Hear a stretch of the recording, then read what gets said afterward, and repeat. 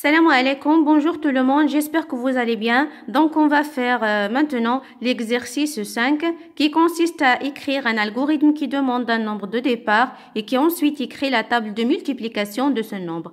Présenté comme suit, c'est-à-dire par exemple ici le cas de 7, on va écrire, l'algorithme va afficher à l'utilisateur table de 7. 7 multiplié par 1 égale à 7, 7 multiplié par 2 égale à 14, ainsi de suite, jusqu'à arriver à 7 multiplié par 10 égale à 70.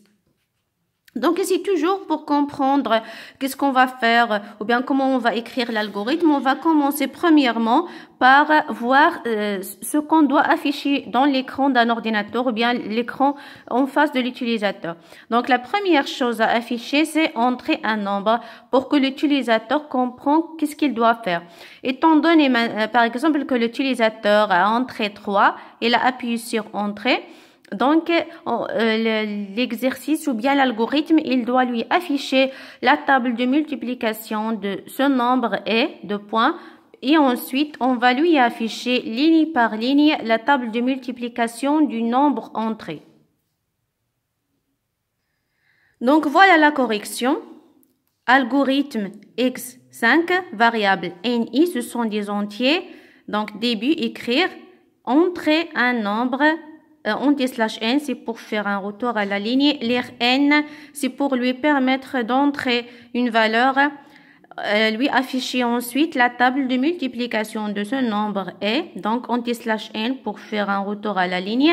Puis, puisqu'on connaît le nombre de fois qu'on va exécuter ces instructions, donc on va utiliser la boucle pour.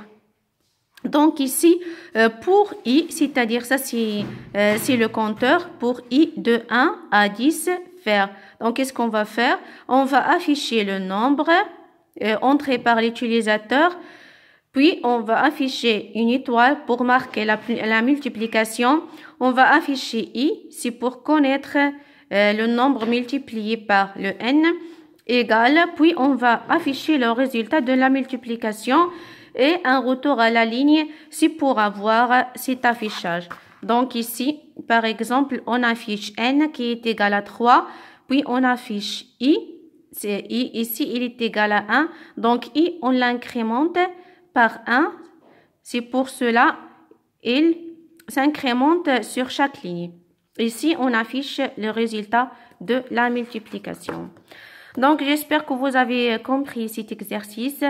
Vos questions sont les bienvenues. Merci.